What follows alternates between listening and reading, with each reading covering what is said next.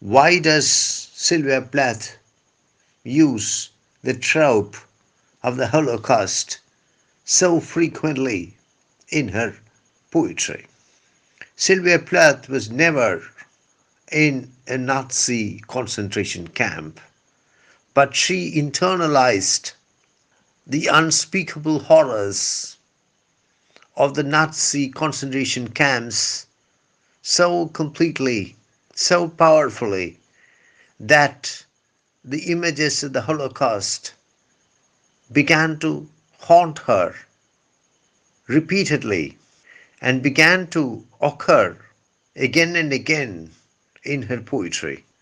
Secondly, Sylvia Plath probably felt that the trauma that she underwent, the suffering that she underwent in her life was so intense, was so unbearable that they could be expressed effectively only by utilizing the trope of the Holocaust. The Holocaust, Sylvia Plath probably felt, effectively captures the intense trauma, the unbearable suffering of her existence. Peel off the napkin, oh my enemy, do I terrify? Napkin can be interpreted as a protective covering, as a bandage. Probably the speaker is covered all over her body with bandages, and she wants these protective coverings to be removed. Peel off the napkin, remove the bandage. Oh, my enemy. Who is the enemy? A very difficult question. When you are in a frame of mind to end your life, everyone, practically everyone, is your enemy. The doctor who tries to save your life is certainly your enemy. Your relative is your enemy. Your friend most certainly is your enemy. And I think God Himself is your enemy. Do I terrify? Are you frightened of me? Do I incite extreme fear in you? The poet explains that her nose, her eyes, and her teeth are unaffected by her attempted suicide.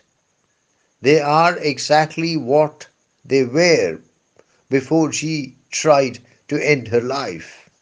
It is true that she has developed foul breath, that her breath is sour, but the sour breath will vanish in a day, will disappear in a day.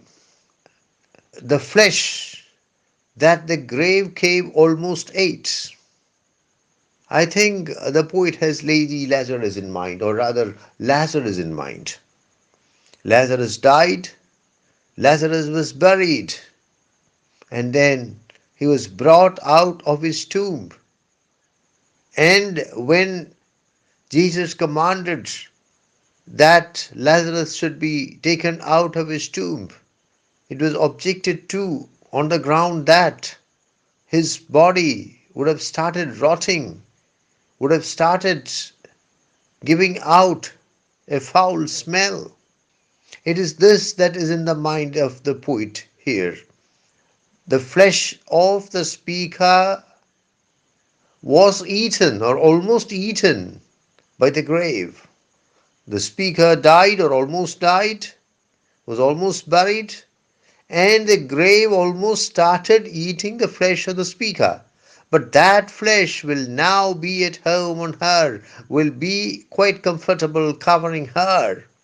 The point is that she is coming back to life after her post-suicide attempt with redoubled vigor, with redoubled energy. This point is amplified by the next stanza. And I, a smiling woman. The speaker declares that she will return from her failed suicide attempt a smiling woman, perhaps a happy woman, a beautiful woman. She's only 30 years old, you must remember that. And like the cat, she has 9 lives.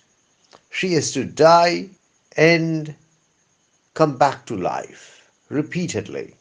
That is a sort of pattern with her. She is confident that she will return from her failed suicide attempt a smiling woman. Why is the cat said to have 9 lives? Probably the belief that the cat has 9 lives goes back to ancient Egypt. Ancient Egyptian civilization worshipped cats as gods, and perhaps they were looked upon as immortal. 9 has always been a mystical number. 9 has been a mystical number with many civilizations, with many cultures, including the culture of ancient Egypt, the culture of ancient Greece, and the culture of ancient Rome.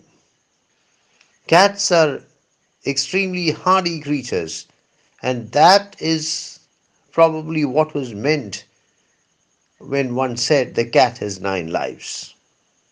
The cat has an extraordinary ability to retrieve itself from dangerous situations.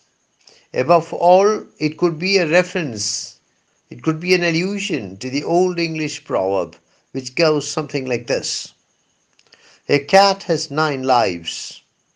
For 3 he plays, for 3 he strays, and for the last 3 he stays. The poet says that, like the cat, she has to die 9 times. This is number 3. The cat has 9 lives, and the cat has to die 9 times to complete all its lives. Similarly, the poet has to die 9 times like the cat. This is number 3. The implication is that this is the third attempted suicide of the speaker. You must remember that it is not right to identify the poet Sylvia Plath with the speaker in the poem completely. Such a conflation would be certainly unscientific.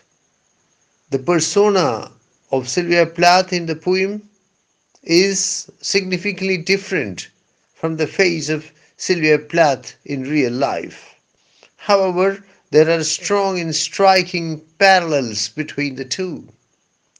The poets claim that this is number 3 need not be interpreted too literally. What does the poet mean? The poet means that this is her third suicide attempt. Recent biographers of Sylvia Plath have come up with evidence to demonstrate that there was a very strong suicidal tendency in Sylvia Plath and that she would attempt suicide at the drop of a hat.